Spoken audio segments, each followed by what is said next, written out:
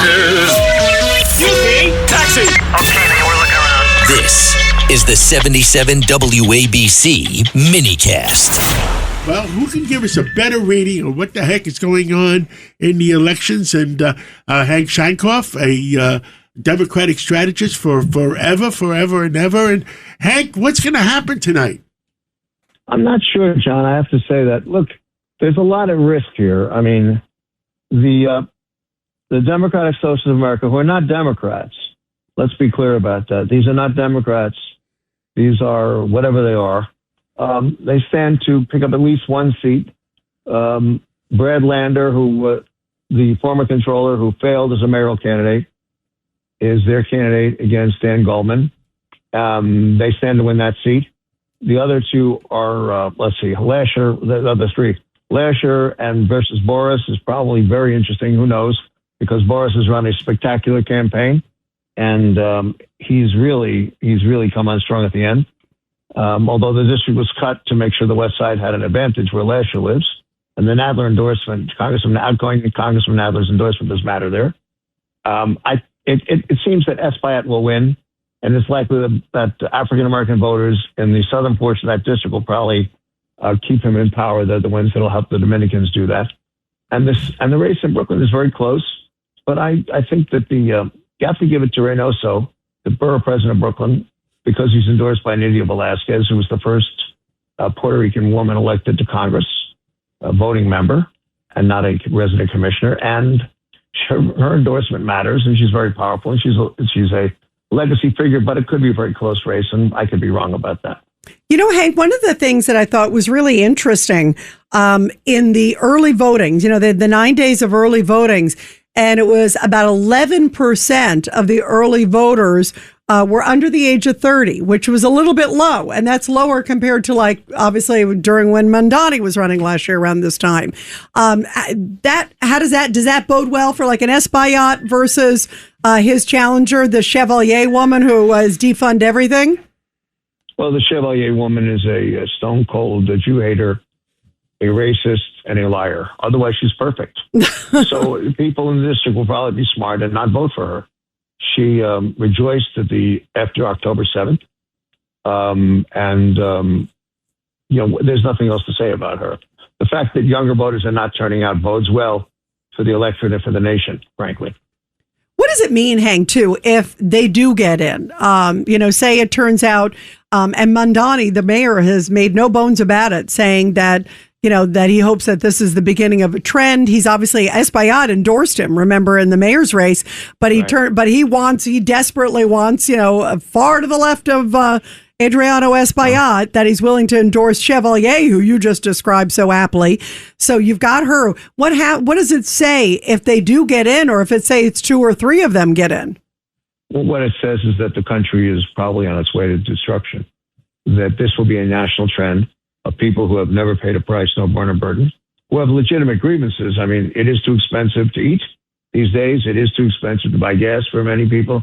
It is too expensive to buy a home. Those are real things. But what we have are people who don't want that necessarily. What they want to do is entirely destroy the system.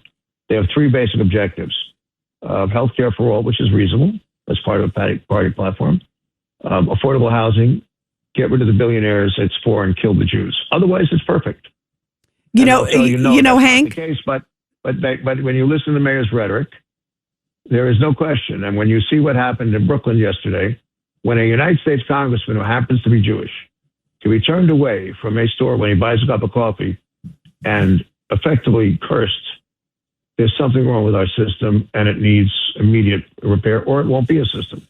Hank, you hit on the coffee shop. I was appalled. I'm not Jewish, but to me, I'm such a big supporter of Israel. I'm a big supporter of freedom. And the fact that the coffee shop came out and said, we don't serve racist, fascist, homophiles, genocide enablers. I mean, they doubled down. And it reminded me, recently, there was that college kid who was applying for an internship. I think he was a Cornell student, right? Applying for, and it turned out that the people who ran the startups were Jewish. And then he came right back out and said, I don't work for Jews. And then he doubled down and said, too bad, I'm not going to do it. Like publicly, it's this unabashed public bashing, doubling, tripling down. It's very concerning. It's a really hate-filled rhetoric that we're seeing with a lot of people in this country, Hank. Well, they're delusional about what happens. They need to look at the UK, the United Kingdom, and see what grooming parties are about. And you have to ask what happened to the Assyrian Catholics, the Chaldean Catholics, the Yazidi, the Zoroastrians, the Baha'i.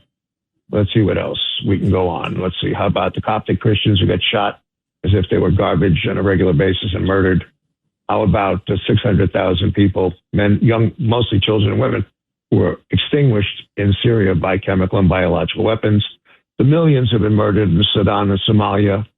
I can go on and on and on. The Armenian Catholics, the fact that that Cyprus is 50% occupied, it's a lie.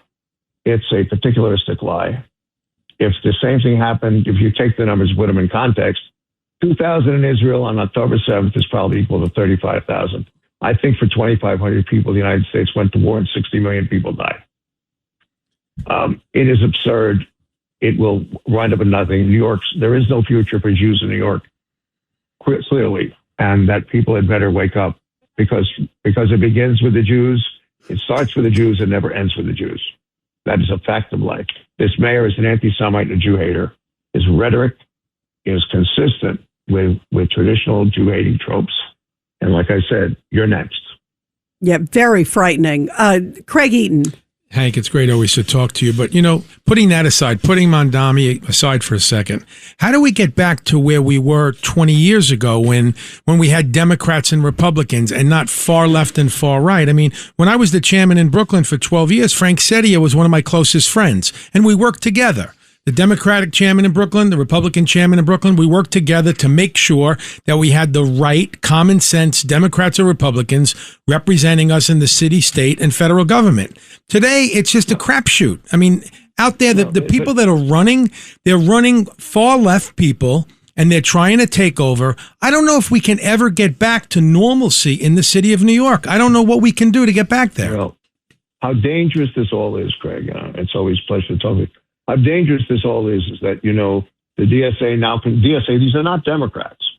They've taken over the carcass of a dead animal of the Democrat Party and taken over it like larvae and are using it for their own good because they can't get on the ballot in most states as a third party. But, Washington, D.C., New York, Chicago, where last weekend 7 people were murdered. And now Los Angeles is possible to go in the wrong direction. It is an attack on the democratic system. It's an attack on pluralism. It's an attack by people who do not wish the country well. Do we have problems? Yes. Do we need income tax reform? Yes. Do we need medical care reform? Yes. Do we need to make it easier for younger people to buy homes? The answer is yes. But what's happening here is that people don't know history. And we have been invaded by a foreign entity that does not believe in pluralism. Are we going to get back to that? No, we're going to have to fight for it.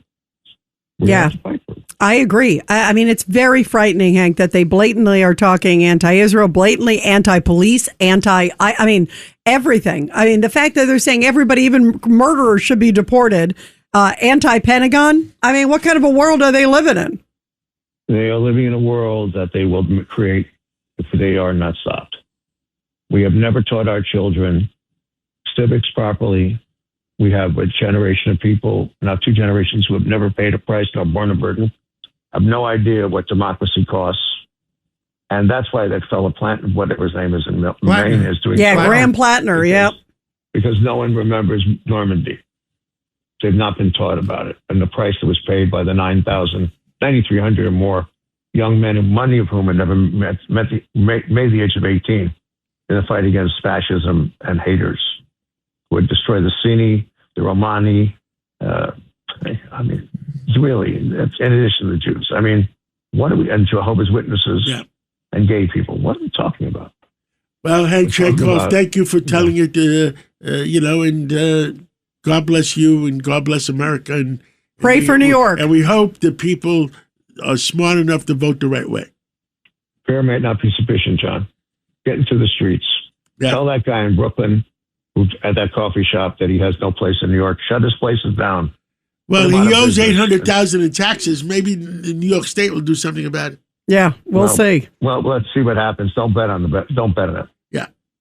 Well, thank you so much. Thank you, we'll Hank. talk again real soon.